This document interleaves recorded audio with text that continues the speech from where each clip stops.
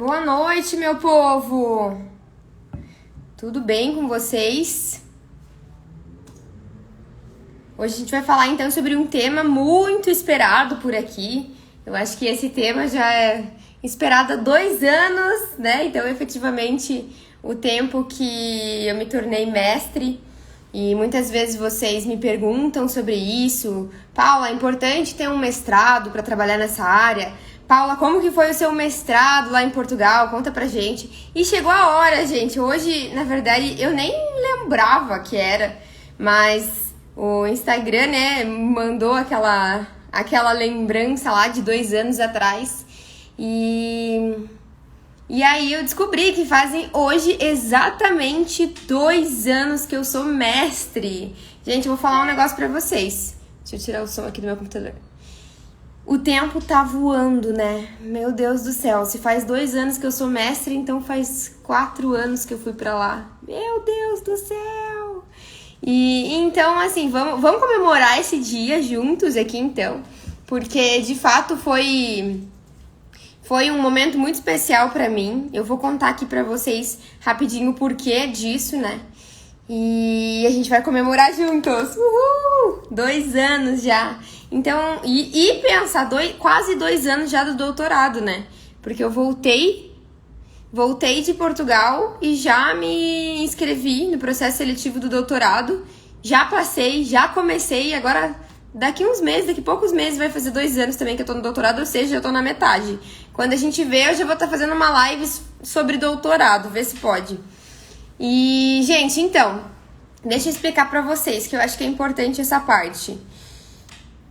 Quando eu comecei a fazer a faculdade de medicina veterinária, né, na verdade quando eu era criança, vamos lá, desde o começo, quando eu era criança eu gostava muito já dos animais, né, e sentia esse afeto por eles, enfim, e falei quando eu era criança pros meus pais que um dia eu seria veterinária.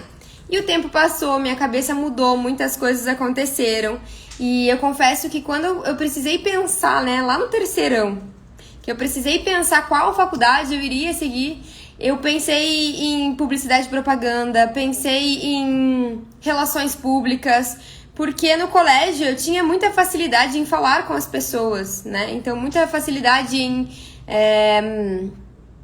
em apresentar trabalho, enfim, eu gostava disso, sabe? Dessa comunicação. Então, eu pensei logo de cara em algo que tivesse a ver com comunicação, né? Nesse sentido, assim, de relações com as pessoas, enfim. Mas aí, no terceirão, deu um bug na minha cabeça e eu pensei, tá, e agora? O que eu vou fazer? O que eu vou seguir? Eu vou fazer um teste vocacional pra ver.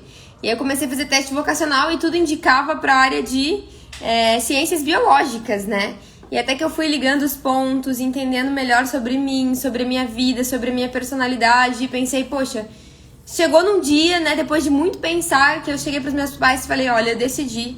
O que eu vou fazer de faculdade vai ser veterinária. E eles ficaram super felizes. Até aí, tudo bem, tudo certo, né, gente? Passei da faculdade, comecei a fazer a faculdade pensando em animais silvestres. Então, eu tinha já uma paixão enorme por animais silvestres. Eu tinha um desejo enorme no meu coração de poder conhecer, por exemplo, a África do Sul, poder conhecer animais diferentes que tinham lá. E eu foquei minha graduação toda nisso. Foquei minha graduação toda em animais silvestres. Então, desde o primeiro dia que eu entrei na faculdade até quase o finalzinho, eu foquei em animais silvestres. Nisso, né, a gente foi tendo clínica e eu vi que isso não se enquadrava pra mim. Então, cada vez que eu tinha clínica, principalmente quando era de forma prática, eu via que isso não era pra mim. Em contrapartida, daí eu fiz vários estágios na área, né? Fiz estágios com pequenos já e fiz estágios... muitos com animais silvestres, fui pra África do Sul, fiquei um tempo lá fazendo um estágio também com silvestres, fui pra uma região metropolitana aqui de Curitiba, ficar uma semana a fio, assim, ó, num criadouro de onça, criador onça pintada aqui perto de Curitiba, fiquei numa clínica de animais silvestres aqui em Curitiba como estágio, e aquilo assim, ó, sempre amei muito silvestres, mas aí chegou num ponto que eu comecei a pesar. Comecei a colocar algumas coisas na balança. Primeiro, eu não tenho tanta oportunidade. Então, como eu fiz muito estágio... Então, era assim, o que tinha de oportunidade pra mim, eu agarrava, né? De silvestres. E eu percebi que não tinha. Eu tive que criar oportunidades de ir lá pra África do Sul, de ir pro criador ali perto, enfim. Então eu via que não tinha oportunidade com Silvestres aqui. E aquilo começou a me desanimar.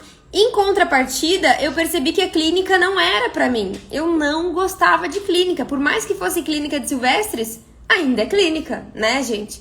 Então, essa falta de oportunidade que tinha na minha mente, né, com Silvestres, em contrapartida, esse meu ranço da clínica, né, vamos dizer assim, me fez quase desistir da faculdade. Então, quando eu tava lá no meio, quase indo pro final, assim, da faculdade, eu cheguei pros meus pais e falei, não quero mais fazer faculdade, isso não é pra mim.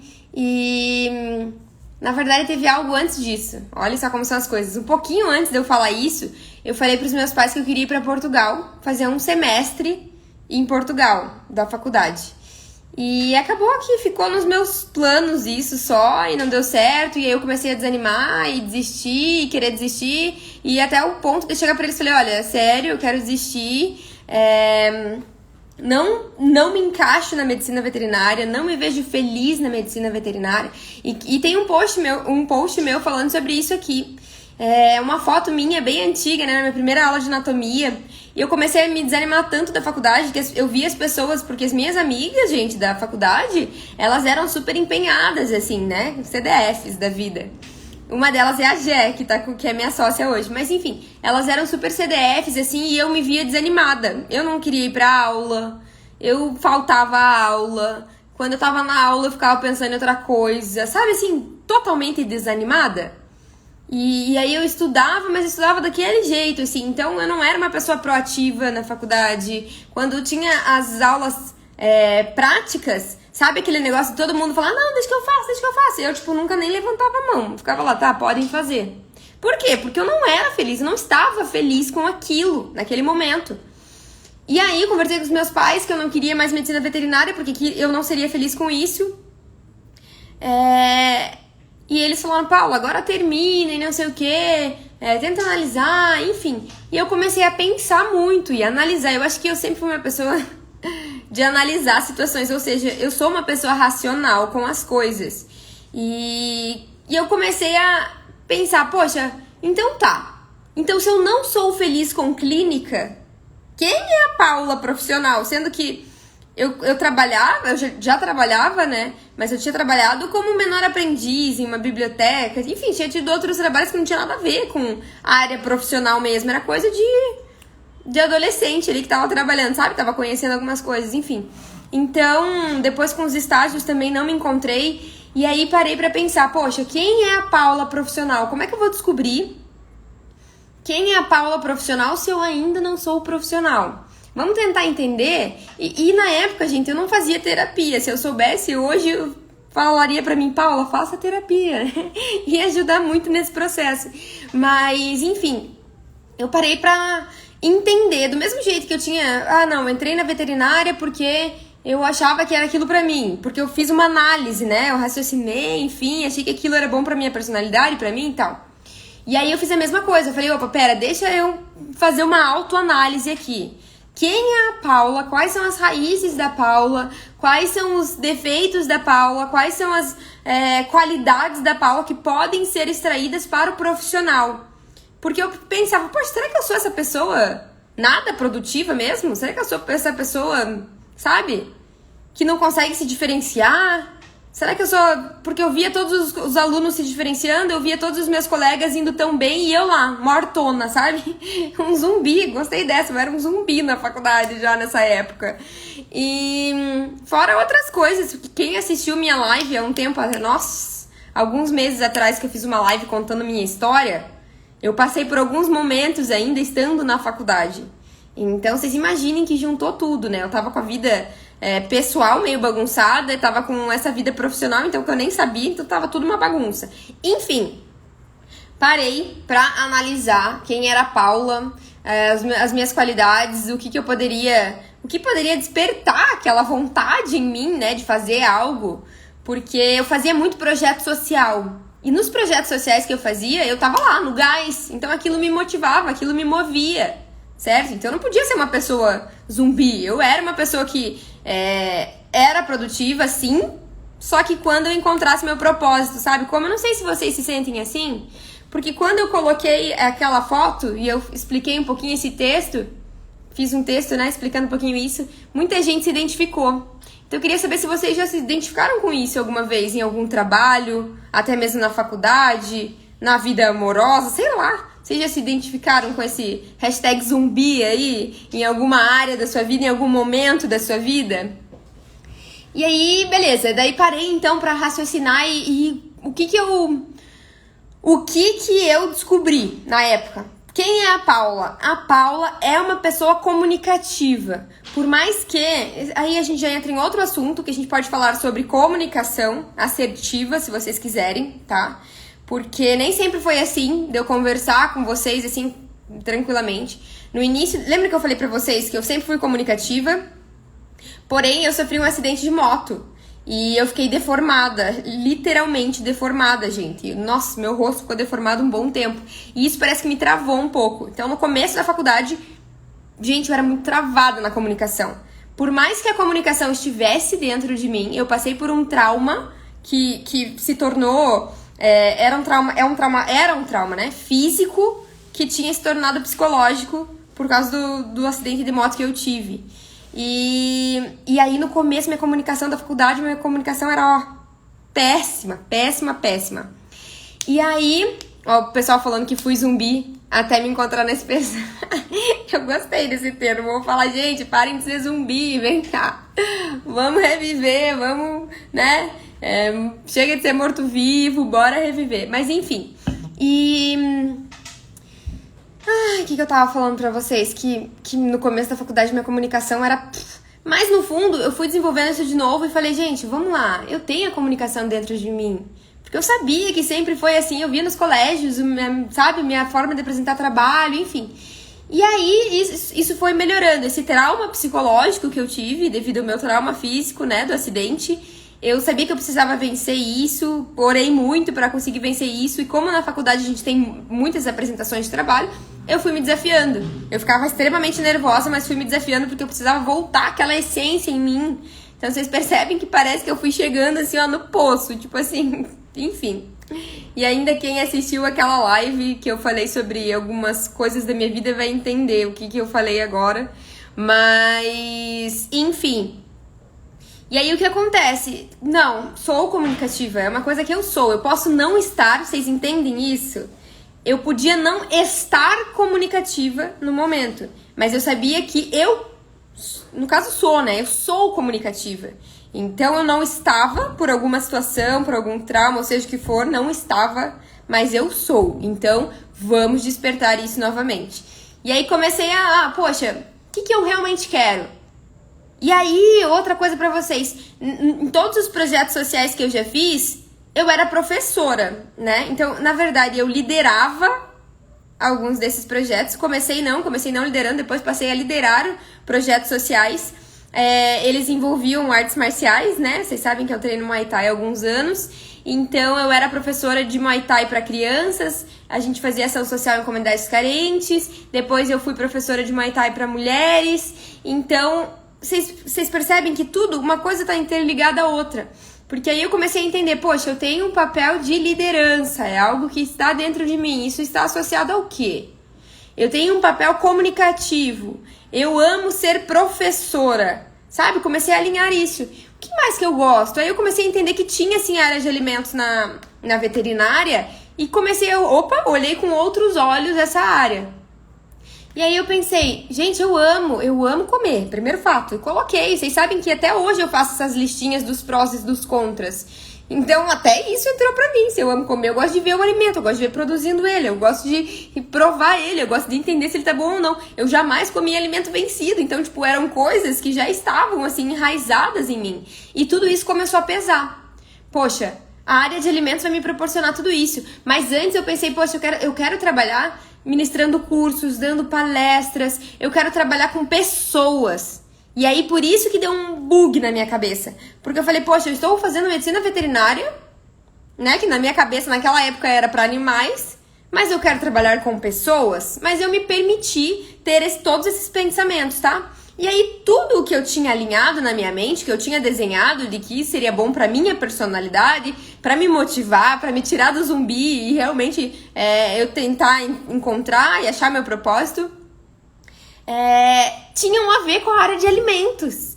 Então, quando eu fiz esse raciocínio sobre a minha vida, sobre a minha personalidade, e parece que bem na hora, assim, ó, chegou a área de alimentos no meu colo. E aí, quando eu vi aquilo, eu falei, gente, é isso. É isso. Tem tudo a ver com quem eu sou, tem tudo a ver com a minha personalidade, com o que eu gosto, com o que eu quero trabalhar, a forma com que eu quero trabalhar, com quem eu quero atingir, sabe? Então aí foi amor à primeira vista. Foi amor à primeira vista. E eu não sabia disso antes porque eu não conhecia a área de inspeção. Enfim, então eu precisava contar isso pra vocês, porque aí quando eu fiz essa minha linha de raciocínio sobre meu perfil profissional, e que eu indico que todos façam, tá? Teve uma época até que a gente entregou para os alunos aqueles testes de personalidade profissional. Se você é líder, se você é comunicativo, se você sabe. Então depois pesquisem na internet, tem vários testes de personalidade profissional. É muito importante você entender quem é você profissionalmente. Porque aí você consegue lapidar, sabe? Você consegue potencializar suas qualidades, minimizar os seus defeitos, consegue trabalhar em cima disso, tá? E aí, como eu fiquei muito, poxa, eu quero ministrar curso, ministrar palestra, enfim. Eu falei, eu quero ser professora. Eu conversei com alguns dos meus professores, falei, olha, eu quero ser professora, eu vou direto pro mestrado. Eu lembro até hoje que o meu professor de Silvestres, inclusive falei com eles esses dias sobre isso, ele falou pra mim, Paula, vou te dar uma dica. Eu sei que você quer ser professora, mas não vá direto pro mestrado, tá? Então, já que a gente tá falando sobre isso, ele falou pra mim, não vá direto pro mestrado. Você precisa ter conhecimento técnico real, prático na área. Você precisa trabalhar na área para quando você for falar com seus alunos, você falar com autoridade, falar com vivência. Porque tem muitos professores hoje que falam só da teoria. Então vão direto da faculdade pro mestrado, pro doutorado, pronto, daí vai dar aula e nunca pisou no chão de fábrica na vida, então não vai saber diferenciar a teoria da prática. Então ele me deu essa dica e eu fiquei tipo, gente, vou seguir essa dica, fiquei com aquilo dentro de mim. Então nunca parei de estudar, vocês sabem. Porque como meu intuito sempre foi ser professora, atender meu cliente da melhor maneira, não só sobre ser professora, mas atender meu cliente mesmo com algo atual. Eu sempre me cobrei muito de ser hard, né? Menos na época do zumbi. Mas quando eu me descobri, quando eu entendi o que eu realmente queria pra mim... Ai, deixa eu me arrumar aqui. E pra minha profissão, daí eu falei, bora. Então agora bora. Vocês entendem que o zumbi não era eu. Era porque eu não tinha encontrado o meu propósito, não tinha encontrado a minha área, o meu perfil profissional, enfim. Ai, gente, deixa eu tomar uma água. E aí vocês vão... Enquanto isso, podem deixar pergunta, tá? Enquanto eu tomo água. Se vocês tiverem pergunta sobre minha jornada acadêmica, não só do mestrado, tá? Mas também do mestrado, já podem ir colocando aqui, tá? Onde tem esse ponto de interrogação com esse balãozinho, que aí eu vou responder algumas perguntas de vocês também sobre a minha área acadêmica, sobre o mestrado em Portugal, tá? E sobre o doutorado, sobre o que vocês quiserem. Sobre especialização, sobre pós. Vocês me perguntam muito sobre isso, então aproveitem para tirar suas dúvidas.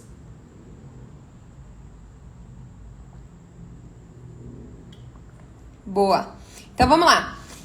E aí eu pensei, bom, então vou seguir a dica do professor, vou buscar um trabalho para mim nessa área.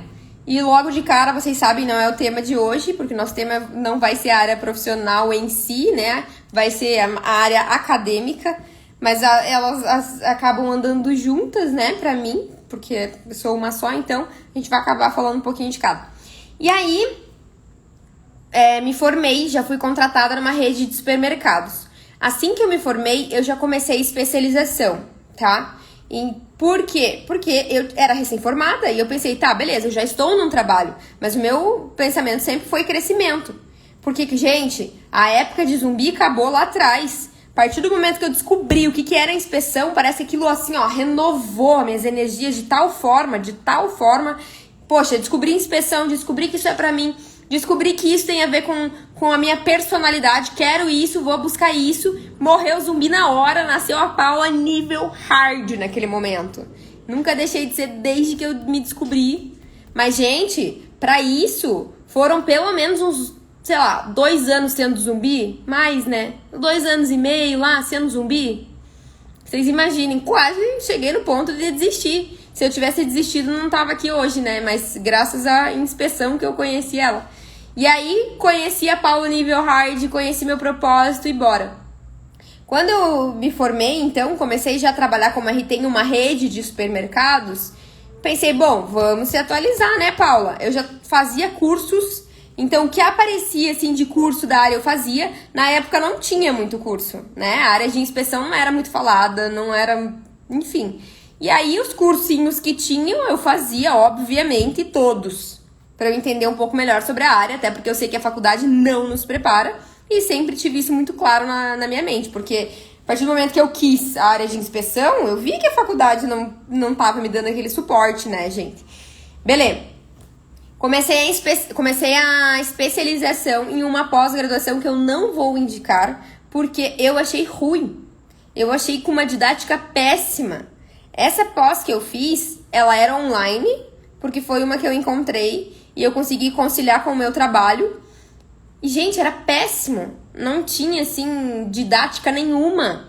Sabe aquela coisa decoreba, bem teoria? Foi isso minha pós-graduação. O que eu aprendi com a minha pós-graduação? Nada.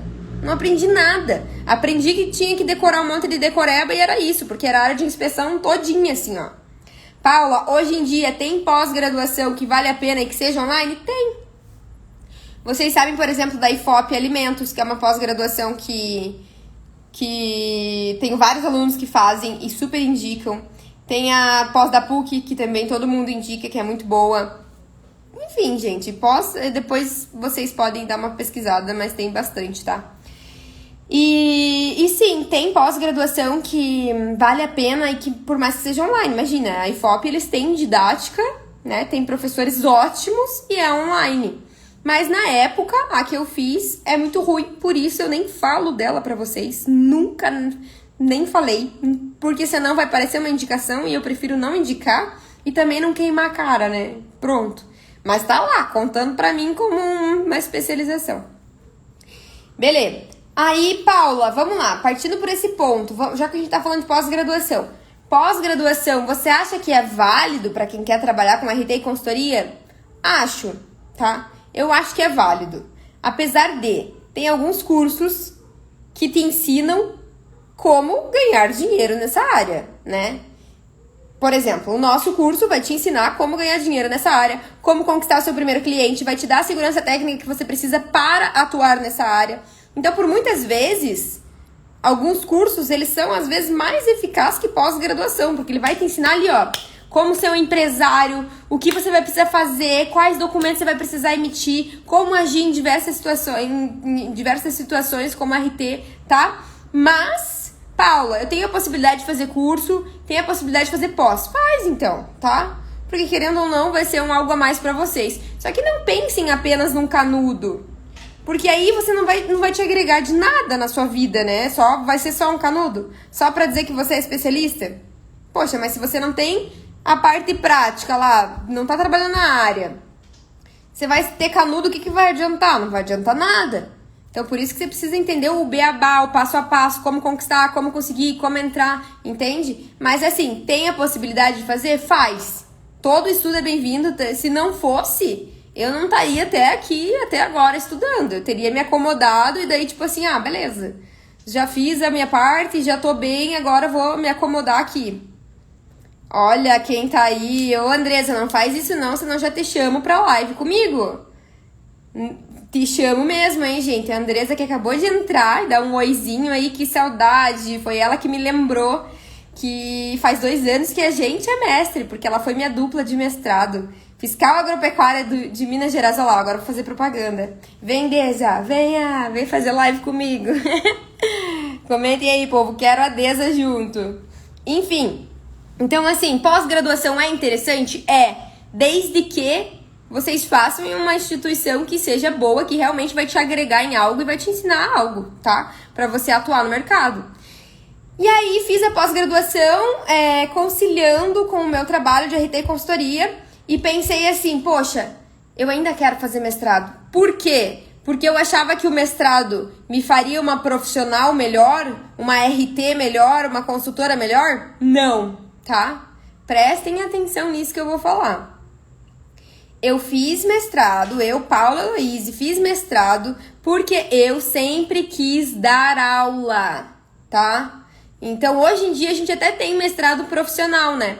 Mas o meu objetivo era, na época, dar aula. Então, o que eu pensei? Eu quero entregar o melhor para os meus alunos. Eu vou me esforçar ao máximo para ter toda essa parte prática de RT. Então, eu já trabalhava na área, desde que me formei eu trabalho na área, tá? Mas eu vou buscar a parte acadêmica porque eu quero ser professora.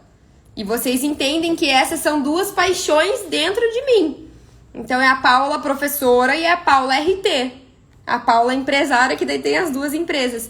Mas são duas coisas totalmente distintas. E é o que eu falo para os meus alunos, você precisa entender. Você quer focar em, sei lá, ser professora? Você tem que seguir a área acadêmica, tá? Você quer focar em ser RT? Talvez você tenha que seguir outros passos. Não faz muito sentido você seguir a área acadêmica se você quer ser um RT, quer trabalhar ali a campo, quer trabalhar no chão de fábrica, tá? Então, uma especialização eu acho bacana, acho legal, acho que é válido, acho que você consegue agregar valor sim pra você, pro seu profissional, desde que você faça num lugar bom, tá? Agora, mestrado, a minha resposta é, depende, tá? O quanto esse mestrado realmente vai te agregar na tua vida de RT. Por quê? Porque mestrado, em primeiro lugar, toma tempo. E ninguém imaginava que eu ia vir falar essas coisas na live de hoje, né? Porque a live é justamente sobre mestrado e eu... Mas, gente, preciso ser sincerona com vocês, né? Eu, como uma boa prof, uma mentora de carreira aqui pra vocês, eu preciso ser sincera.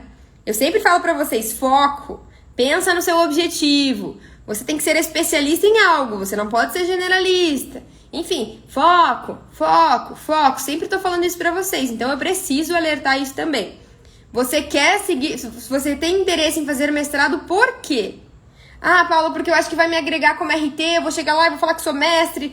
Tá, mas você é mestre e não tem chão de fábrica, não vai adiantar nada. Então, o que vocês precisam aprender, se vocês querem trabalhar como RT e consultoria, é o passo a passo, tá? O que vocês precisam aprender é ter segurança técnica para atuar. Por muitas vezes, o mestrado vai te dar a parte acadêmica. Então, vai te ensinar, sei lá, a dar aula, vai te falar sobre a microbiologia, vai te ensinar a fazer um artigo científico, quer dizer, você já deve saber se você entrar no mestrado, né? Mas vocês entendem? Vai te falar sobre o laboratório, vai focar na parte científica da coisa, na pesquisa, tá? Então, mestrado, doutorado, é o quê? É pesquisa, é para a área de pesquisa científica, tá? Que acaba se enquadrando um pouco na nossa área de RT? Talvez, porque eu tenho que procurar artigo científico por muitas vezes na minha rotina de RT. Eu só quero que vocês setem muito essas expectativas, porque às vezes vocês pensam... E teve muita gente que passou por isso. Porque pra vocês terem ideia, eu tenho alunos que são doutores, tá? Eu tenho muitos alunos que são mestres. E aí, o mestrado toma tempo. É uma coisa que você tem que se dedicar muito. E aí você vai se dedicar 2 anos e meio, no meu caso foi 2 anos e meio da sua vida, para o mestrado. Como que você vai conseguir conciliar em expandir a sua empresa de RT? Como que você vai conseguir conciliar com criar estratégias para melhorar o meu negócio de RT e consultoria, de aumentar a minha lucratividade, né? Sendo que aqui no mestrado vai estar te tomando muito tempo. Então, isso que eu quero que vocês pensem no quê? Em estratégias. Isso realmente vai fazer diferença para minha empresa? Sim ou não? Né? Quero que vocês me respondam o que vocês acham. Mestrado faz diferença para sua empresa de RT e consultoria? Sim ou não? Me falem o que vocês acham. Porque eu tenho a minha opinião. Mestrado, para mim, você deve fazer se você quer seguir a área acadêmica, tá? A menos que você faça um mestrado profissional. Se você quer... ampliar o seu negócio de responsabilidade técnica, beleza, faz uma especialização e faz vários cursos na área. Faz um curso para você ter segurança técnica, faz um curso para você entender melhor sobre empreendedorismo, faz um curso para você entender melhor sobre gestão financeira, tá? Porque você vai precisar disso na sua empresa. Então, para mim, faz mais sentido você focar na área empresarial, digamos assim, do que na área acadêmica, se você quer expandir o seu negócio com RT e consultoria, tá? Mas, Paula, eu quero fazer um mestrado. Bora, vamos conversar sobre isso, gente. Até porque eu fiz, tá? E pra mim foi maravilhoso, sim, fazer um mestrado. Foi um divisor de águas na minha vida, era algo que eu sonhava muito. Então, quando eu vi que a minha personalidade tinha a ver com isso, eu queria ser professora, eu comecei a sonhar com esse mestrado. Comecei a sonhar com um mestrado em Portugal. Vocês lembram que eu falei pra vocês que quando eu tava na faculdade eu queria ir pra Portugal? Então, eu queria ir pra Portugal e não era a hora, porque tudo tem o tempo certo, né, gente? E quando eu quis lá no meio da faculdade não era a hora. E aí eu pensei, poxa, agora que eu me formei, vou fazer um mestrado lá. Já tinha terminado minha especialização. Falei, vou fazer um mestrado lá. Como é que eu vou fazer isso? Não sei. De onde é que eu vou tirar dinheiro? Não sei. E eu tinha já um trabalho na minha área, como RT. Faria muito mais sentido eu focar no meu trabalho que eu já tinha, focar em expandir minha empresa, mas eu queria muito ser professora, né? Então, era um sonho, assim, pra mim fazer mestrado em Portugal. E aí efetivamente, vamos lá. Vamos começar a falar sobre o meu mestrado, então, em Portugal. Qual universidade? Já perguntaram. Quero mestrado para área de atuação de mercado. Não entendi muito bem, Nath. Mas mestrado profissional, você diz? E aí perguntaram assim, qual universidade em Portugal eu fiz? Então, eu fiz meu mestrado na Universidade de Lisboa, tá? Universidade de Lisboa, na Faculdade de Medicina Veterinária, tá? Então, como que eu fiz para encontrar esse mestrado? Muito simples, eu procurei no Google, tá? Então, hoje em dia, as respostas estão muito mais acessíveis do que a gente imagina, né? A gente acha que as coisas são impossíveis e uma pesquisa rápida já te ajuda com várias dúvidas que você tinha. Então, tem até pessoas que falam assim, gente, não perguntem se a resposta está na primeira página do Google.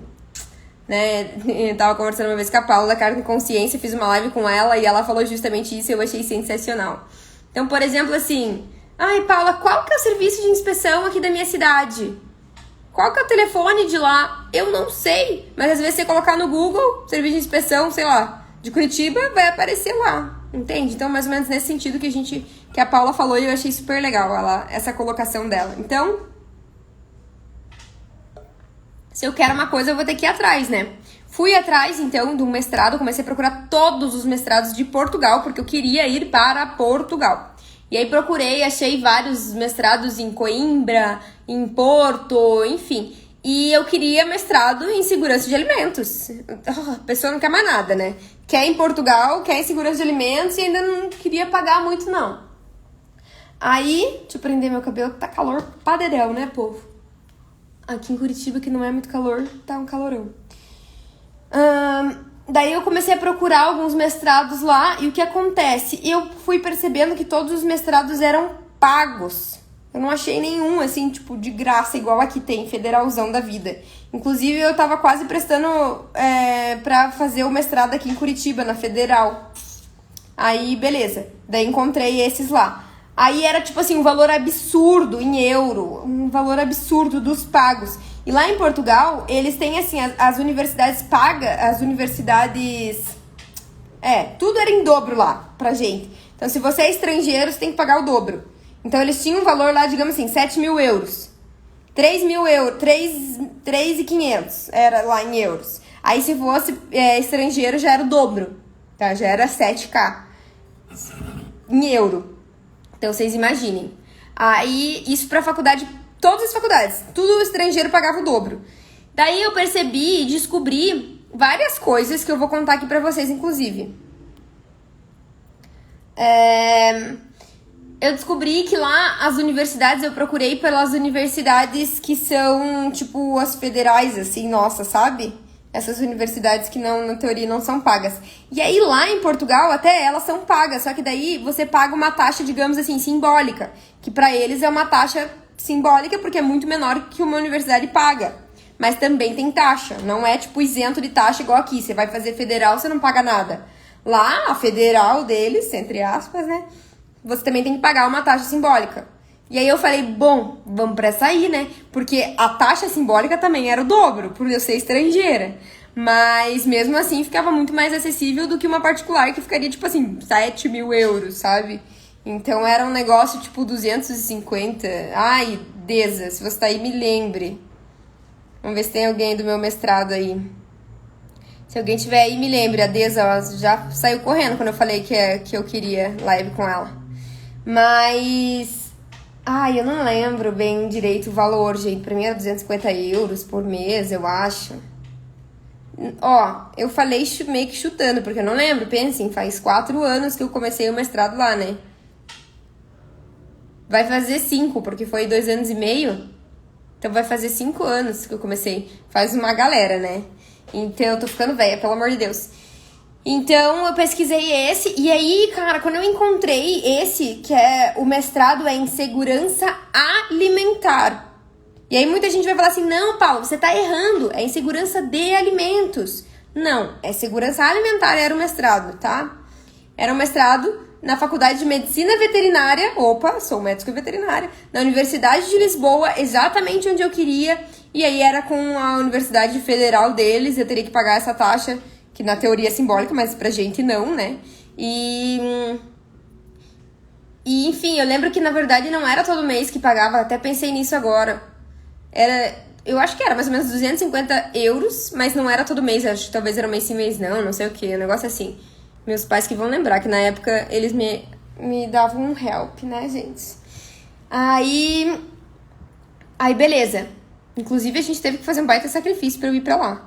Aí falei pra eles, gente, encontrei um mestrado que eu quero em segurança alimentar na Universidade de Lisboa, tal, vou me inscrever, o que vocês acham? Eles toparam. E isso eu lá no meu emprego CLT, né, bem de boa, me inscrevi. Como que é o processo seletivo de lá? Depende, tá? Depende da universidade.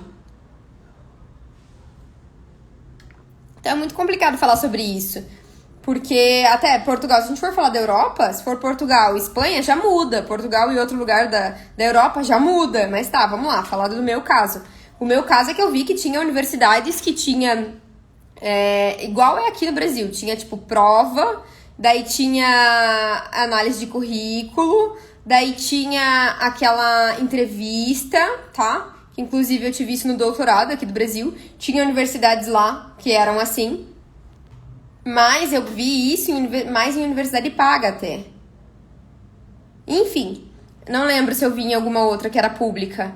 Mas a Universidade de Lisboa, na época que eu fiz, foi assim. Inclusive já teve alunas minhas que fizeram. Que eu fiz e foi assim. Era análise de currículo. Aí você tinha que enviar o teu histórico da faculdade com as notas, né? O histórico com as notas.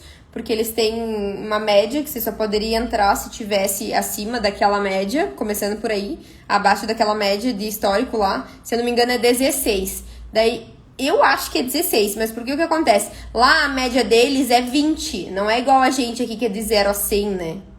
Lá, tipo, ou 10. Lá a média deles é 20. Então, eu acho que é o mínimo 16 que você tinha que ter no seu histórico escolar. E aí, como é que você faz? É simples, é só você fazer a mesma regrinha, né? Se fosse 100 e se fosse 20. Então, é bem simples. Aí, nisso, eu passei, no histórico escolar passei. Daí, depois teve análise de currículo, tá? E aí, também passei na análise de currículo. O que eles contavam na análise de currículo? Obviamente, gente, igual aqui, os cursos que você já fez contam. Se você tem uma pós-graduação, conta. Se você tem experiência na área, conta, né? Então, como se fosse prestar um concurso, é igual. Vocês já viram? Vocês já tiveram alguma experiência, assim, com tentar mestrado ou tentar fazer concurso? Então, tem essas coisas, né? Então, trabalhar na área, especificamente na área, contava ponto. Fazer cursos na área, contava ponto. E, enfim. E aí, passei também na análise de currículo e não teve entrevista. Então, para a Universidade de Lisboa, na minha época, foi assim. Foi o histórico escolar, se eu não me engano, foi isso, o histórico escolar. E foi a análise de currículo, tá?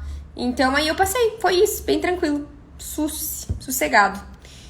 Perguntaram se tinha proficiência em inglês, não, essa que eu fiz não tinha, tá? E pra eles, inclusive eu tive aulas em inglês, algumas. Eu tive algumas aulas em inglês, com a aula mesmo em inglês e slides em inglês, enfim. Então pra eles, todo mundo já fala inglês lá, pra eles é normal, né? Inclusive, eu morava com uma italiana e ela tinha só aulas em inglês. Tem alguns mestrados lá em Portugal que são só em inglês, tá? Mas o meu foi mais tranquilo, tinha mais português do que inglês. Que dissertação, Carlos? Não entendi. A da pós-graduação? Inclusive, fica uma curiosidade, o meu TCC, né, da pós-graduação, foi justamente um comparativo entre a segurança de alimentos no Brasil e em Portugal. Então eu já tava nessa espera de ir pra Portugal. E aí beleza, daí me chamaram, só que o ano letivo lá em Portugal começa em setembro, né? Então as aulas começam em setembro, aí minha aula começou em setembro de 2016. O que acontece? Eles estavam demorando pra dar a resposta, se eu tinha passado ou não. E tava chegando perto, então já era agosto e eu não sabia se eu ia ou não, desse jeito. E aí eu peguei, sabe o que eu fiz? Eu vi o dia que começava a aula, eu comprei uma passagem pela fé. Então assim, eu falei, gente, vou. Inclusive eu comprei uma passagem no dia do aniversário do meu pai, que é 14 de setembro, e a aula começava no dia 16 de setembro. Então eu ia, tipo assim, chegar lá na lata, assim, pra ir pra aula se eu passasse. Se eu não passasse, eu sei lá o que eu ia fazer. Que eu peguei o dinheiro que eu tinha e comprei a passagem. E aí falei, depois a gente resolve, vamos lá que depois a gente resolve. Aí comecei a achar lugar pra ficar lá e networking, né, gente? Eu descobri quem fazia mestrado lá, que era brasileira, e fui fazer um networking. Fiz networking, consegui lugar pra ficar e assim foi indo. E aí fiz meu visto também, porque precisa ter visto pra lá. Mas eu precisava de uma carta de aceite da faculdade pra conseguir tirar o meu visto. E eu não tinha. Até que saiu a carta de aceite, daí fiquei feliz da vida. E daí fui atrás do meu visto, aí consegui o meu visto, que foi uma super burocracia. Olá, Deza, ainda bem que foi assim e me conheceu. Ah, verdade, saudade, Deza. Você lembra o valor que era, Deza? Se você lembrar, ou se eu esqueci de alguma coisa, conta aí também. Não tinha, né? Foi só análise de currículo, não foi? E o histórico escolar da faculdade, né? Tinha mais alguma coisa? Me lembre. Qualquer coisa, me lembre aí, Deza, nos comentários. Beleza, daí o que mais que teve? Daí eu tive que fazer o visto aqui, né, pra ir pra Portugal. Foi uma sessão muito chata. Tem um consulado português aqui em Curitiba. Então eu ia lá cedinho e ficava horas em filas quilométricas esperando me chamarem. Aí você tem que levar uma série de documentos. Você tem que conseguir... a Deza falou que foi isso mesmo. Você tem que conseguir... entendi que o Carlos falou de pré-projeto. Nossa, eu acho que não teve pré-projeto. É que eu fiz pré-projeto. Eu fiz um pré-projeto pro mestrado da Federal, que eu ia tentar aqui. Então eu fiz um pré-projeto que justamente tinha a ver com o meu TCC da pós-graduação, que era sobre esse comparativo entre Brasil e Portugal, tá? Mas aí eu acho que esse da Lisboa não teve pré-projeto. E daí eu vou falar do doutorado pra vocês. Vou falar sobre a seleção do doutorado também pra vocês, tá? Que daí no doutorado eu tive que fazer um pré-projeto, sim. Mas enfim, daí eu tive que ficar em filas quilométricas e pra conseguir o visto. Pra conseguir o visto, eu tive que comprovar renda. Então você tem que conseguir comprovar renda de nem sei qual que era o valor. Mas pra você provar que você vai conseguir se manter lá por esse período que você tá estudando. Enfim, eu não lembro, gente, muito bem o que eu precisei pra fazer o visto, mas eu sei que é muito documento, tá? Então você tem que levar uma carambada lá de documentos no consulado português pra você conseguir tirar teu visto. E aí ele pode ser liberado ou não, né? Então eles podem aceitar ou não. E aí, gente, uma coisa engraçada. Vocês lembram que eu falei que eles tinham comprado já a passagem, né? E meu visto não chegava. Daí eu tive que mandar meu passaporte. Eu deixei meu passaporte com eles depois de fazer. Não foi uma vez que eu tive que ir no consulado. Eu tive que ir, rever os negócios, daí voltar, daí ver de novo, enfim. E é esse trâmite aí de você ter que ficar indo e voltando. Aí, eu lembro que até teve gente que foi sem visto. Teve uma colega nossa do mestrado que ela foi sem visto e conseguiu depois o visto lá. Ela foi, tipo, como turista e pegou o visto de estudante lá depois, mas eu não, eu fui por esse processo de fazer o visto aqui. Aí eu entreguei meu passaporte pra eles porque eles tinham que mandar pra São Paulo. Então o consulado de São Paulo que poderia emitir o visto. Então eu fui no consulado aqui de Curitiba, entreguei meu passaporte pra eles.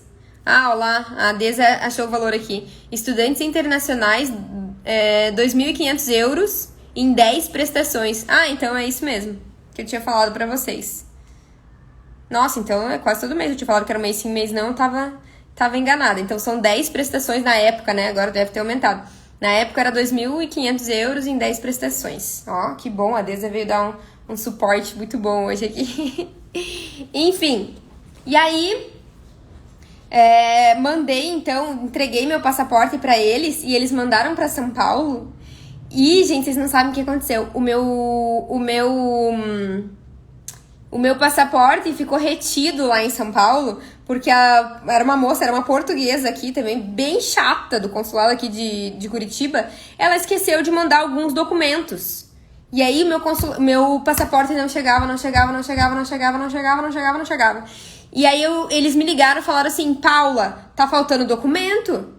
Tá faltando documento aqui. Eu falei, não, mas a gente entregou e não sei o que lá. Graças a Deus que me ligaram lá do consulado de São Paulo. Eu consegui enviar os documentos que estavam faltando, mas que a gente tinha entregue, enfim. E aí, gente, vocês não acreditam que o meu passaporte... Porque eu não podia viajar sem passaporte, né? O meu passaporte chegou um dia antes da viagem. Gente, olha os perrengues, né? Os perrengues chique que fala, né? Olha os perrengues, gente, chique. Meu passaporte chegou um dia antes, então foi assim, ó, tudo pela fé. Aí, beleza, achei lugar, então, pra morar lá. Eu ia dividir apartamento com uma brasileira que tava fazendo doutorado lá e uma cabo-verdiana. E aí, cheguei lá em Portugal, larguei meu emprego na minha área aqui. Então, eu tava trabalhando com uma RT em supermercado, em uma rede, né, de supermercados. Larguei e falei, ó, gente, tchau, tô indo tentar a vida, como dizem. Tô indo tentar minha vida lá, vai que dá boa. E eu não sabia até então, eu não sabia se eu ia querer ficar morando em Portugal pra sempre, não sabia se eu ia querer voltar, não sabia de nada. Eu sei que eu tinha 20 e sei lá quantos anos, 22, acho, 23, 22, 23 anos, nunca tinha saído de casa pra morar sozinha e fui morar sozinha em outro país que eu não conhecia ninguém, que eu não conhecia a terra, que eu não conhecia a cultura, que eu não conhecia nada. Daí chegando lá... Gente, sério, aí eu me despedi da minha família e a gente é muito próximos, né? Então a gente sempre tá junto, a minha família, a gente sempre tá junto, sempre unido, sempre tô junto com os meus amigos também. Então eu sou uma pessoa que gosta sempre de estar com outras pessoas. Aí quando eu pisei em Portugal, eu queria muito chorar. Porque eu pensei, o que eu tô fazendo aqui? Meu Deus, acabei com a minha vida. Então foi um período difícil pra caramba pra mim nesse sentido, tipo, estar longe de todo mundo, estar longe da minha cultura, estar longe da minha zona de conforto. Eu não podia trabalhar lá como veterinária, porque pra você trabalhar lá, eles têm um tratado, que é o Tratado de Bolonha. O que significa isso? Se eu não me engano é na Europa toda, né? Que você sai da faculdade já... Não sei se na Europa toda ou só é em Portugal. Mas em Portugal tem o Tratado de Bolonha, que você sai da faculdade já mestre. Então você pode fazer outro mestrado, daí como se fosse tipo assim, outra pós, sabe como? Mas você sai da faculdade de medicina veterinária lá, mas é um mestrado integrado que eles chamam, que daí é um mestrado meio que de tudo, assim, um mestrado meio que geralzão. Mas você, a Deza falou que é na Europa toda, então a Europa toda tem esse Tratado de Bolonha. Que aí você faz a faculdade... E faz a faculdade, tipo, em 5 anos e sai como mestre. Mais um ano de mestrado, desse mestrado integrado aí, você sai como mestre, tá? Então, como a gente não tinha mestrado ainda, porque a gente tava saindo daqui para fazer mestrado, então eu não conseguia validar meu título de médica veterinária lá. E por mais que eu tivesse mestrado já aqui no Brasil, eu ainda ia ter que validar isso lá, pra daí eles dizerem se eu passei ou não, se eu posso atuar como veterinária lá ou não. Ou seja, eu não podia, enquanto eu estava fazendo mestrado, eu não podia atuar como veterinária lá em Portugal, tá? E aí eu fiz algumas consultorias pro Brasil aqui, à distância mesmo, foi assim que eu comecei, né, a fazer consultoria à distância. E eu fiz estágio lá. Fiz estágio na ASAI, que é como se fosse nossa Anvisa daqui. Fiz um dia de acompanhamento com a Degave, que é como se fosse o nosso mapa daqui. Inclusive, acompanhei um açougue lá com eles.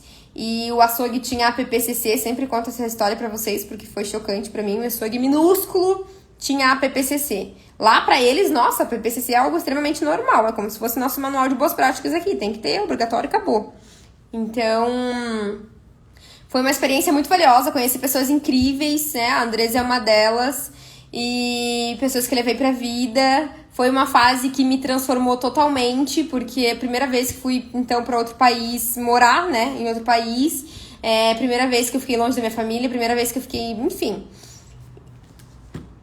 Pensem, foi extremamente desafiador. E no começo, eu confesso, a primeira aula que eu tive, eu não entendi nada. Porque era um professor português que falava super rápido, não entendi nada. Eu fiquei assim, meu Deus, é o que ele tá falando. Mas depois você já pega o jeito, até porque português é muito fácil, né? Português de Portugal é bem tranquilo. E só no começo que às vezes eles têm aquele sotaque que fala muito rápido, pode ser que você não entenda algumas coisas. Tive que descobrir algumas gírias deles, coisas que brasileiro não pode falar lá. Ninguém, né, pode falar lá, que é estranho, que pega mal, que acaba sendo um palavrão e que aqui não é, e vice-versa. Então, assim, foi uma experiência incrível. Meu mestrado é em segurança alimentar. Lembrando vocês que segurança alimentar, o que é, gente? Segurança alimentar engloba todos os fatores e segurança de alimentos é um dos pontos da segurança alimentar. Então, assim, o que é segurança alimentar? Se um país ele tem, por exemplo, a biodisponibilidade de alimento nesse país, se ele tem escassez ou fartura de alimento lá, se tem uma população que passa fome ou não, se tem a segurança de alimentos, se tem as doenças transmitidas por alimentos, então, enfim, engloba diversos fatores. O desperdício também faz parte da segurança alimentar. Então, tem muita gente que fala assim, ah, não, eu trabalho só com segurança de alimentos. Tá, mas você não trabalha com desperdício de alimentos, por exemplo, né? Você não, enfim, então assim, a gente pode ir além da nossa caixa, né? Entender que sim, a gente pode atuar de formas diferentes. A gente tende a pensar, hoje eu falei com uma aluna sobre isso, ela tem um diferencial muito grande, tá? Que ela sabe mexer com planilhas muito bem, ela manja demais de Excel. E aí eu falei pra ela, gente, a gente não sabe fazer isso. Em vez de você nadar junto com a gente aqui na mesma maré, aproveita esse diferencial que você tem e usa isso ao seu favor, né? As empresas estão automatizando as planilhas, você pode vender esse serviço de consultoria. Enfim, só um adendo. Então, a gente tem que pensar fora da caixa, né? Não pensar só naquela coisa de sempre. Então, meu mestrado foi em segurança alimentar. E aí, o que acontece? Eu fiquei em Portugal 1 ano e eu falei, eu quero voltar pro Brasil. Porque eu quero trabalhar, eu quero botar a mão na massa, e eu não quero ficar parada não, eu quero trabalhar, aqui eu não posso trabalhar, eu quero voltar pro Brasil. E aí eu vi que tinha a possibilidade de fazer 1 ano de mestrado lá em Portugal, fazer todas as cadeiras, né, todas as disciplinas, e voltar pro Brasil e fazer a minha minha dissertação de mestrado aqui do Brasil. E aí é óbvio que eu corri fazer isso, porque eu tava com muitas saudades da minha cultura, da minha família, da minha vida, do meu trabalho. E aí, beleza, voltei pro Brasil e fiz a minha dissertação aqui no Brasil, tá? Depois eu tive que voltar, obviamente, para Portugal para defender a minha dissertação, então, lá em Portugal, que foi no dia 18 de fevereiro de 2018. Não, 2019. Então, a minha dissertação de mestrado foi, a princípio, gente, olhem que coisa, eu ia fazer com projeto.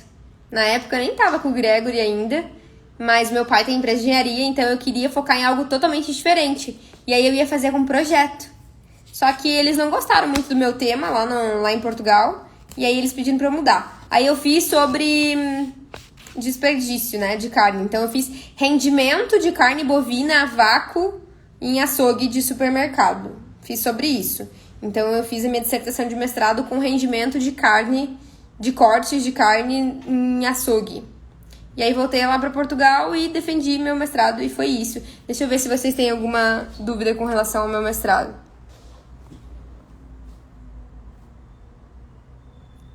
Eu acho que essa resposta aqui eu já fiz. Já respondi, até quero falar para vocês Eu fiz. Ah, que legal a pergunta da Thali. Ela perguntou qual universidade eu fiz a pesquisa aqui no Brasil. Eu fiz no trabalho. Porque aí o que acontece? Eu voltei lá de Portugal, voltei pro Brasil e já voltei a trabalhar, né, povo? Então, eu já tinha meus RTs, já tinha minhas consultorias. Então, eu fiz também numa rede de supermercados que eu voltei e trabalhei numa rede de supermercados. E daí fiz minha dissertação de mestrado lá. Em conjunto com a Universidade de Lisboa. Como era o relacionamento com os professores? A maioria dos professores eram muito queridos, tá? Mas confesso que em Lisboa em si eu sentia que tinha muito preconceito com brasileiro, né? Em Porto eu acho que não, mas em Lisboa eu senti bastante preconceito e isso me incomodava bastante. E daí, se vocês tiverem interesse, eu posso falar pra vocês do meu processo seletivo no doutorado, tá? Depois que eu voltei, depois que eu finalizei meu mestrado. Se vocês quiserem, me falem, coloquem um joinha aqui, ou falem sim, ou coloquem um coração, não sei. Mas falem de alguma forma que eu falo também sobre o meu processo seletivo no doutorado. Ah, falando nisso, quando eu fui pra Portugal, assim que eu cheguei em Portugal, a primeira coisa que eu fiz lá, vocês não acreditam, foi um curso também, tá? Então, assim, eu nunca deixei de fazer curso. Fiz alguns cursos lá. Fiz curso, fui em congresso, fiz networking. Então, eu fiz... O primeiro curso que eu fiz quando eu cheguei em Portugal foi sobre APPCC. Então, o primeiro curso que eu fiz quando cheguei lá. Depois fiz outros, né? Mas, enfim, vamos lá. Custo de vida em Lisboa. Custo de vida em Lisboa, na minha época, né? Pensando em euro. Nossa, já faz um tempo que eu fui pra lá. Tirando o mestrado, eu acho que com 1.000 euros você consegue alugar um apartamento. Eu lembro que eu pagava... Ah, lembrei. Eu pagava no meu apartamento 360 euros, mas lembrando que o apartamento que eu dividia, eu nunca morei sozinha num apartamento lá. Então, façam as contas aí quanto é que tá o euro. E eu pagava 360 em um quarto. Então, eu dividia esse apartamento com mais 3 meninas. Então, a gente morava... Fala em reais mesmo, Paulo. Não dá pra falar em reais, gente. Porque até quem vai morar fora sabe, né? Que quando você chega lá, você começa a converter tudo. Você chega lá no país e você começa. Tudo você converte. Uma bala você converte. Tudo na vida você converte. Daí tem até uma frase, né? Quem converte não se diverte. Mas nem é por isso. É porque você tem que entender o seu custo de vida naquele país, enfim. E você acaba associando mais em euro mesmo. Então, o euro muda muito. A Evelyn que perguntou, né? Evelyn, o euro muda demais. Então, se eu te falar em reais, naquela época, não vai mais fazer sentido hoje. E pra eles, pode ser que o custo de vida meio que esteja mantendo o mesmo, em euro, né? Óbvio. Mas deve estar mantendo mais ou menos a mesma coisa, ou deve ter subido um pouco mais. Só que se eu falar em reais, já não é mais a mesma coisa, porque pra vocês terem ideia, na época, eu lembro que eu peguei um dia, uma época assim, que eu peguei o euro a 3,40. Então, quanto é que tá o euro hoje? Quem sabe? Como é que tá o euro hoje? Não sei como é que tá, quanto que tá, mas tá caro pra dedéu. Na época eu lembro que eu paguei 3,40. Então, pra eu falar em reais, eu teria que falar daquela época, e mesmo se eu falasse em reais, cada mês mudava, porque subia, baixava o euro, subia... Olha quanto a Andressa falou que tá o euro, 6,50. Meu Deus, tá o dobro. Que dor no coração. Então, vocês imaginem, até mesmo naquela época, janeiro, o euro tava um valor, daí eu pagava tantos reais. Daí depois o euro mudava, aumentava ou subia, mudava, né, gente, a quantidade de reais. Então, não tem como falar em reais. Você vai ter que converter agora, mais ou menos. Então, assim, eu pagava 360 euros no apartamento pra dividir com mais 3 meninas. Morava eu, uma italiana e 2 portuguesas, tá? Nessa taxa de 360 reais... Ah, gostei dessa pergunta. Por que você não continuou com o doutorado em Lisboa? Porque eu quis voltar para o Brasil. Eu não quis mais ficar em Portugal. Eu quis voltar para o Brasil, eu quis trabalhar. Então, aqui eu faço doutorado e eu trabalho, tá? Então, eu trabalho e consigo conciliar o doutorado com o meu trabalho. Até porque...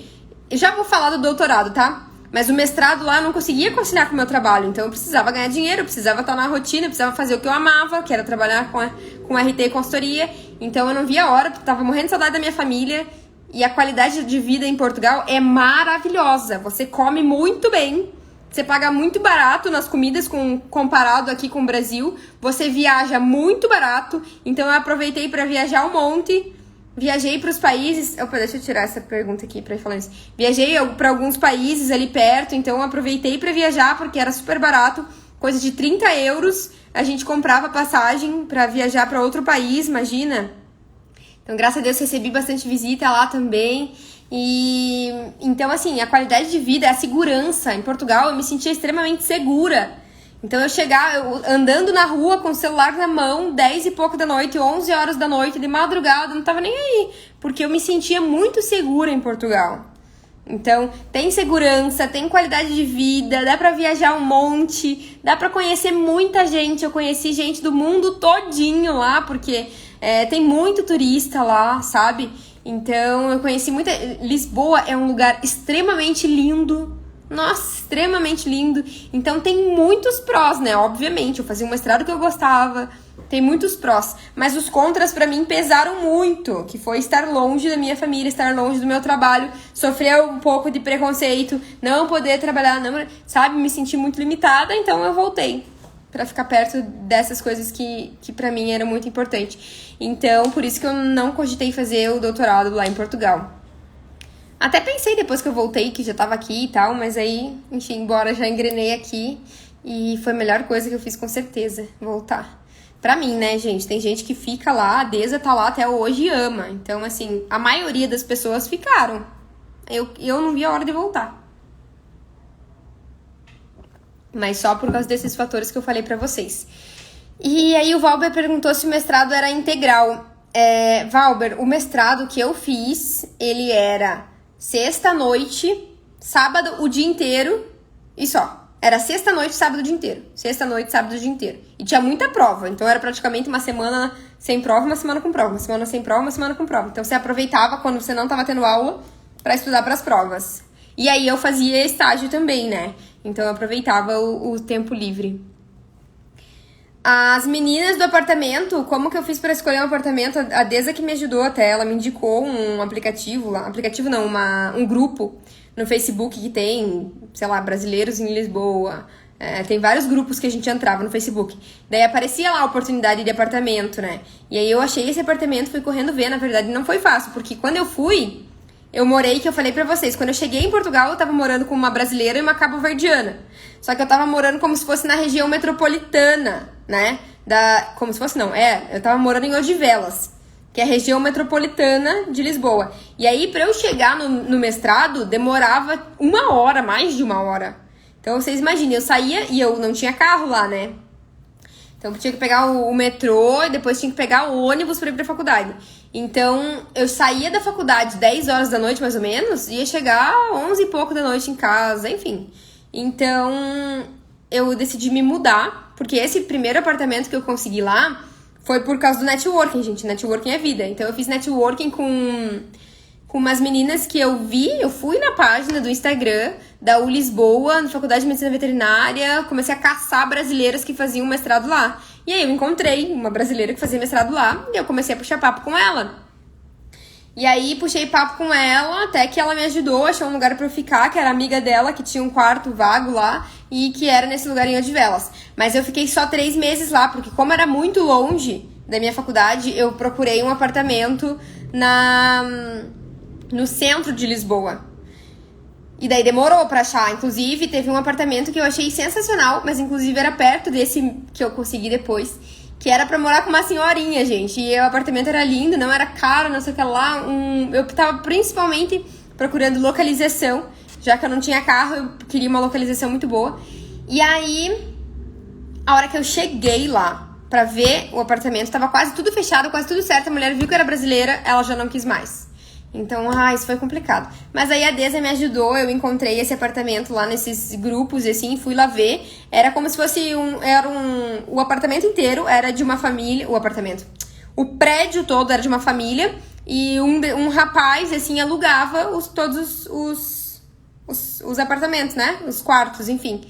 E aí tinha esse pra locação, fazia contrato, tudo certinho e tal. Tinha uma mulher que ia limpar a cada 15 dias, aí o restante era tudo por conta nossa. Mas tinha tudo no apartamento, tinha máquina de lavar louça, máquina de lavar roupa, não, louça não.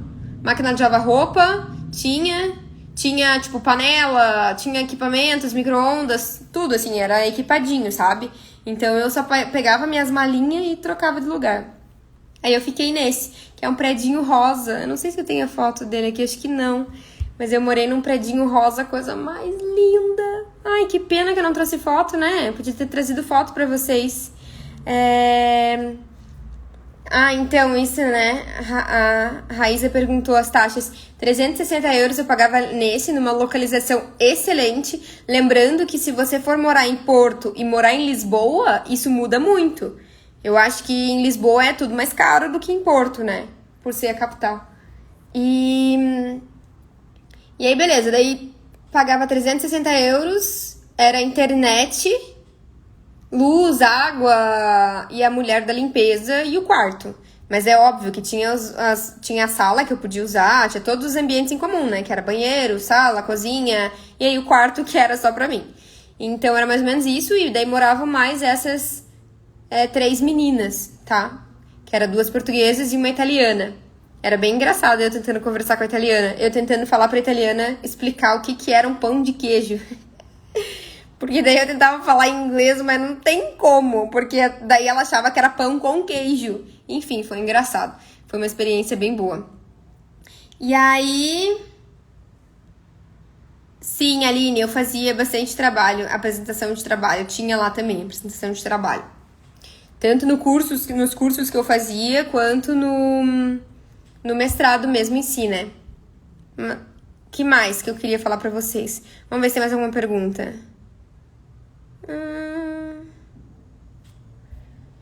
E por que mestrado em Portugal? Aqui no Brasil tem alguns bons? Tem ótimos, né? Tem vários mestrados bons aqui no Brasil.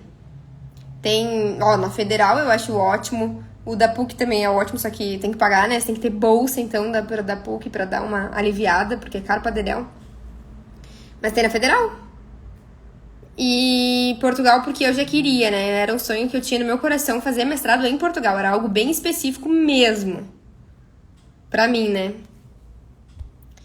Aí perguntaram, o meu estágio era como? O meu estágio, eu ia então até lá e eu ajudava muito na parte administrativa, tá? Então, por exemplo, eles precisavam fazer algumas... Nossa, aconteceu uma situação muito engraçada que eu vou contar pra vocês falando nisso.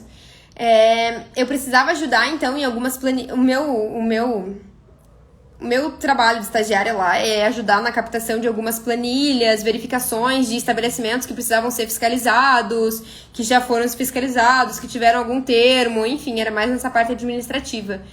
Mas eu consegui fazer poucas vistorias, mas consegui. E aí, teve uma vez que eu tava fazendo essas planilhas que eu tinha que fazer, gente, e tinha uma proprietária de um estabelecimento que se chamava Paula Gomes da Cruz. E eu falei pros meus pais chocada, assim, eu falei, meu Deus, tem uma Paula Gomes da Cruz aqui. Qual é a chance, né, gente? Exatamente o meu nome, faltou só o Heloise. Achei muito engraçado, enfim, precisava contar essas coincidências aí, né, pelo amor de Deus. Mas fiz amizade também com uma engenheira de alimentos, né, que tava fazendo mestrado também, fez estágio lá comigo, que foi muito legal. Não, eu não tinha nenhuma remuneração no estágio, eu fiz estágio pra não ganhar nada, tá? Então, precisa saber falar inglês? Sim, tem aulas que são em inglês, né? Mas eu não falava, então eu tinha que me virar. Até hoje, né, gente? Até hoje tem que me virar. Vou ter uma apresentação semana que vem do doutorado, que tem que ser também em inglês, e tô aí só pela graça, porque eu nunca gostei de inglês. Já fiz inglês com a Deza lá até. A gente fez um tempo de inglês, ela fez mais, eu já desisti, porque eu falo, não gosto. E agora eu tô fazendo curso de inglês de novo, mas eu tenho resistência. Acho que eu preciso morar em outro país que fala inglês pra ficar um tempo lá me virando pra falar, pra perder essa resistência que eu tenho com o inglês, que eu prefiro muito mais espanhol. E lá em Lisboa é engraçado, porque tem tanto turista que eles falam inglês com vocês. E no começo eu falava assim, não falo inglês, tal. Eu falava em inglês, né? Mas eu aprendi a falar só essa frase, tipo assim, não sei falar inglês. E aí depois eu falei, quer saber? Eu vou tentar falar com esse povo aí, tô nem aí. Aí eu tentava responder algumas coisas, tanto que a gente já saiu com pessoas, assim, e eu tentava, tipo assim, tô nem aí. Eu via a italiana falando ela tentava falar português, falava português tudo errado. Eu já fiz Duolingo também, Valber. Oh, senhor, já tentei tudo. A italiana que morava comigo, ela falava português e ela falava tudo errado. Mas eu entendia. E aí eu falava, cara, ela não tem vergonha nenhuma de estar falando isso. Por que eu vou ficar com vergonha de tentar falar inglês? E aí depois, no finalzinho que eu morava lá em Lisboa, mais que eu tava me soltando mais. Ainda mais depois eu comecei a viajar para outros países que falavam inglês, aí eu precisava falar inglês. Então daí eu me soltava mais, né?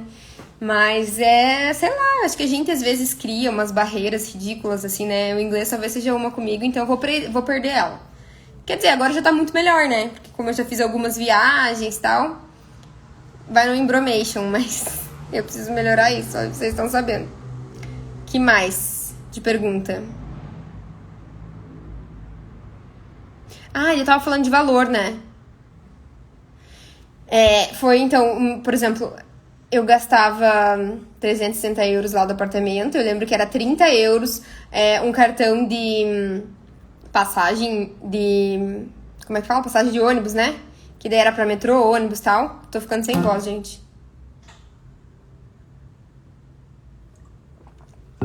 Daí, que mais? Eu fazia academia lá. Nossa, acho que eu pagava tipo 20 euros na academia. Vinho é 3 euros. Ah, meu Deus, tem muito vinho maravilhoso, maravilhoso, maravilhoso. Alimentação, eu não lembro quanto eu gastava. Então, por isso que eu falo, 1.000 euros eu acho que dá pra viver bem tranquilo.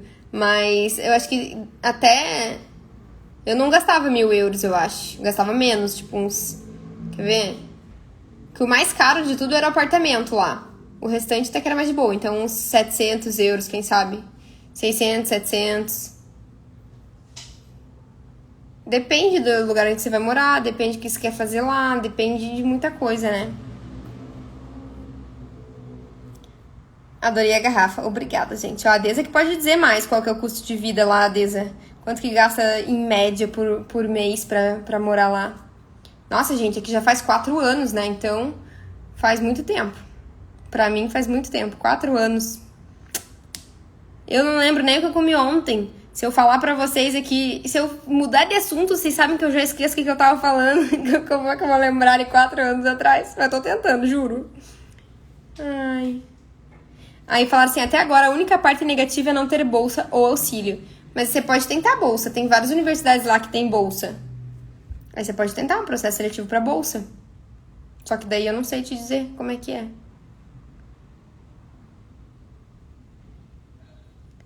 Eu acho que essa pergunta aqui não se enquadra muito, mas eu vou responder. Você já fez concursos públicos, Paula? Muitos, tá? E aí a senhorita Andresa, que hoje está sendo foco da live também, né? Porque estamos relembrando o momento lá, e então ela fez muito parte dessa etapa da minha vida, ainda faz, né? Ah, o que a Andresa falou. 1.000 euros mais ou menos. Você que gastava muito com alimentação. Gente, até hoje, Andresa, até hoje, meu salário vai tudo em comida. Então, assim, não sei se eu sou um parâmetro, mas eu vou...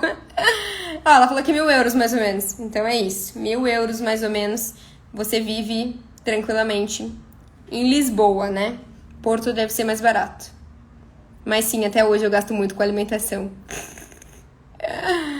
E viagem, né, Deza? E viagem também. Então, assim, ó. Você fez concurso público, Paula? Muitos, muitos, muitos. Aí a Andresa, inclusive, né?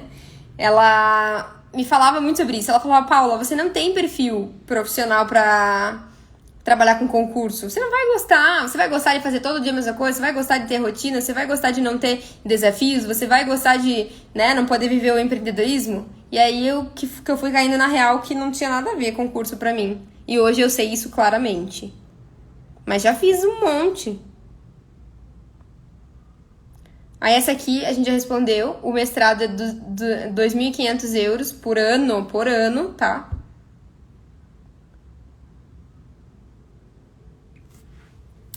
O que me levou a fazer mestrado em outro país? Na verdade, eu sempre sonhei em fazer mestrado em Portugal, então foi algo muito específico. Eu senti muito claro, assim, Deus falando isso pra mim, que eu iria pra Portugal, que eu passaria um tempo lá, e eu sempre quis fazer mestrado, então eu uni essas duas coisas. Gente, sim, o mestrado, aqui perguntaram, as aulas eram em língua portuguesa de Portugal? Sim, o mestrado era em português de Portugal. Uhum. Chocolate gasta mesmo. Ah, vocês estão me conhecendo bem, hein? Gente, mas ó, eu acho que já falei um monte aqui, já passou muito de 1 hora. Só queria falar pra vocês sobre o meu processo seletivo no doutorado. Então eu voltei pro Brasil, né, assim que eu me formei, assim que eu peguei, né, o meu... assim que eu me tornei mestre, pronto. Assim que eu me tornei mestre, eu não queria fazer doutorado. Eu falei, não vou fazer doutorado, mas nunca, porque eu quero trabalhar, quero trabalhar mais, quero crescer minha empresa e tal. E aí meu pai, não, mas por que você não faz um doutorado? Veja bem, você vai terminar o doutorado super cedo, antes dos 30, você já vai terminar o doutorado, e não sei o quê. E aí eu pensei, quer saber, vou tentar. Se eu tentar... Aí eu tentei, eu queria na PUC, eu sempre quis fazer na PUC, daí tentei fazer na PUC, eu tenho essas, né, gente? Eu foco em alguma coisa e aí, bora.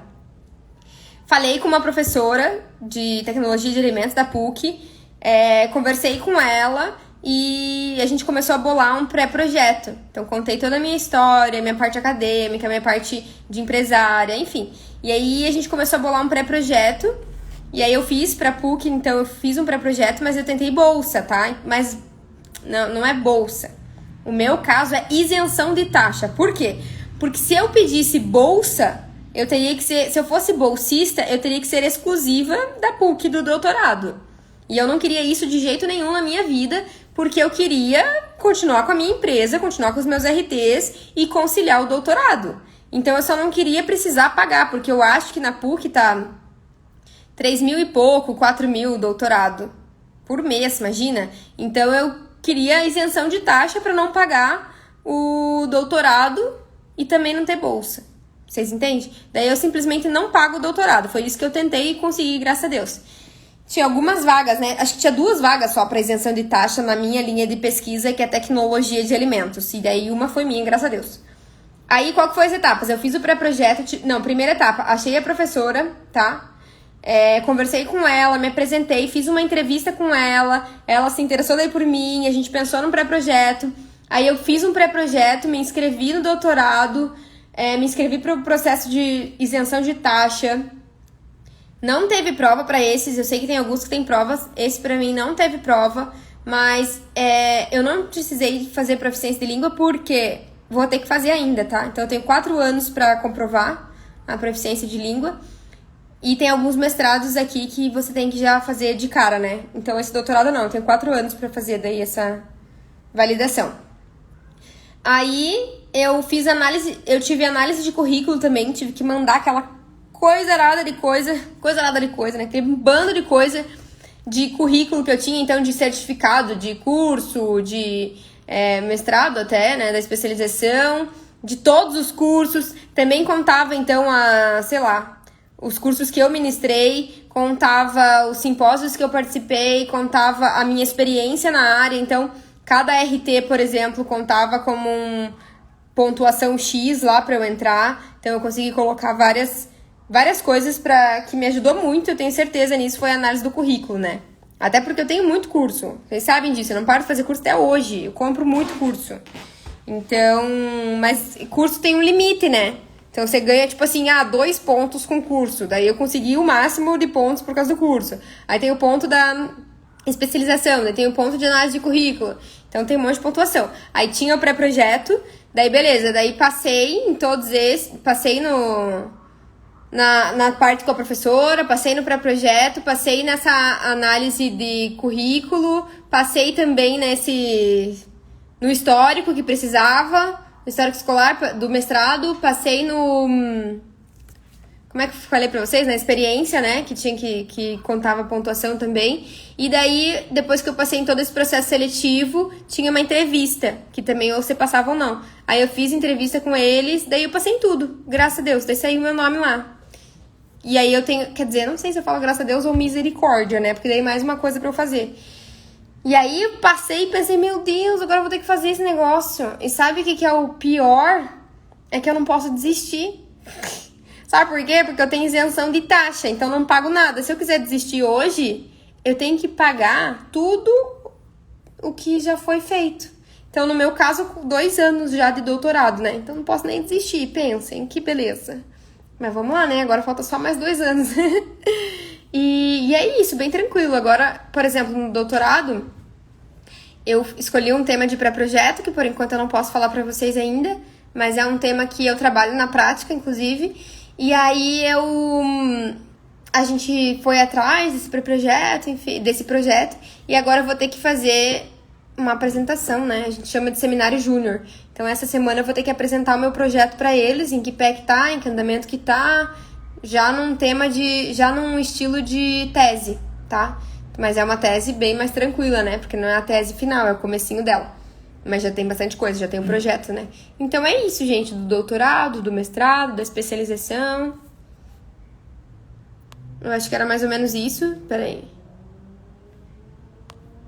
Mais ou menos isso que eu queria conversar com vocês hoje. Meu mestrado foi incrível lá em Portugal, foi maravilhoso estar lá. Se vocês têm interesse em fazer um mestrado, é bem simples, vocês conseguem entrar se vocês colocarem na internet. Mestrado Segurança Alimentar, Universidade de Lisboa, já vai aparecer o site para vocês. Vocês entrando no site, vocês já podem pesquisar por processo seletivo, por próximas turmas, dar uma fuçada na parte... Não sei se está na parte da biblioteca, não sei bem. Mas se você procurar no Google, colocar na internet, você vai achar o site deles e no site tem as informações, ou você pode mandar e-mail e aí eles vão te falar quando que é o próximo processo seletivo e o que você precisa mandar para eles para conseguir se candidatar a uma vaga, né? Tá bom? Gente, são 4 anos de doutorado. Pelo menos 4 anos, né? Mas diz que tem gente que faz em menos, não sei quem, não conheço ainda.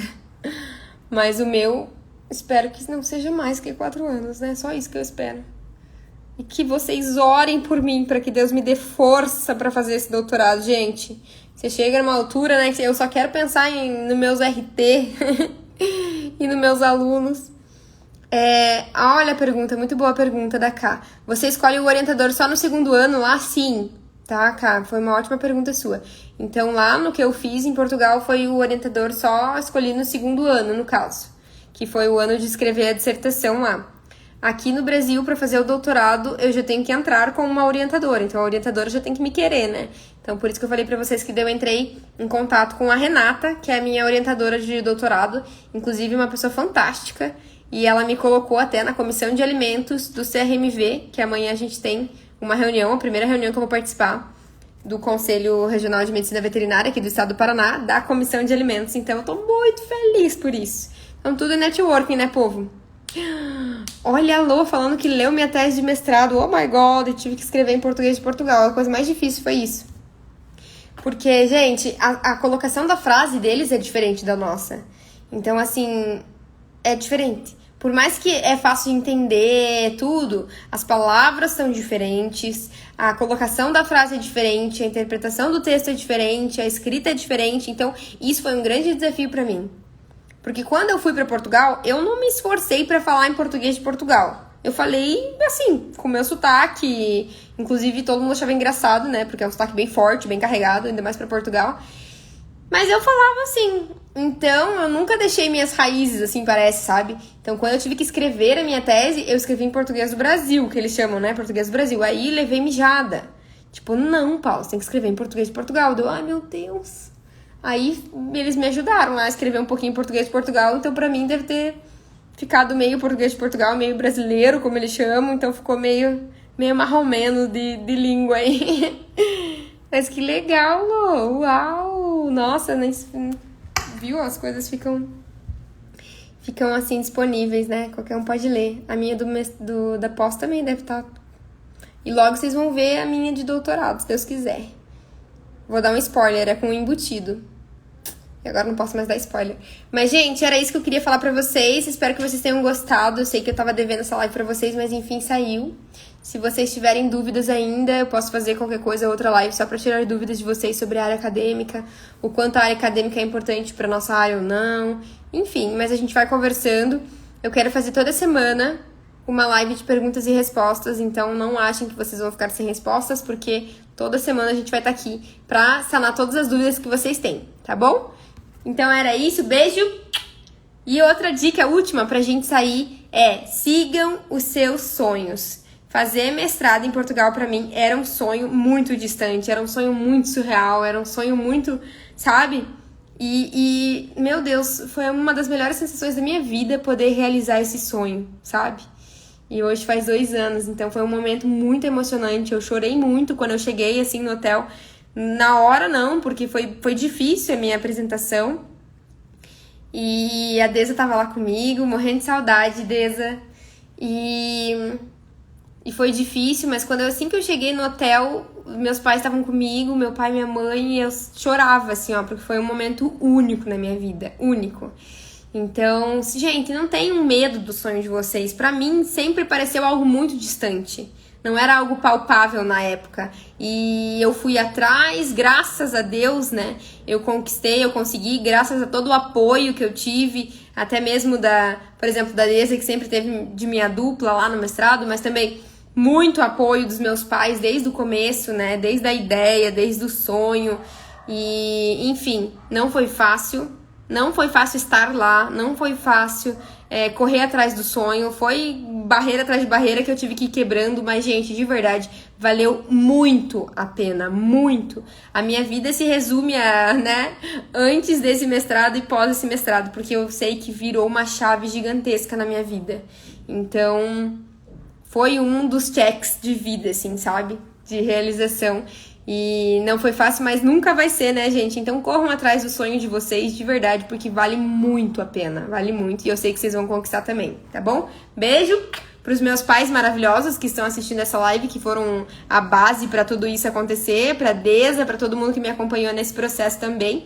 E beijo pra vocês que vão estar conquistando esses sonhos de vocês também, tá? Vamos conversando, gente. Até mais, até a próxima live.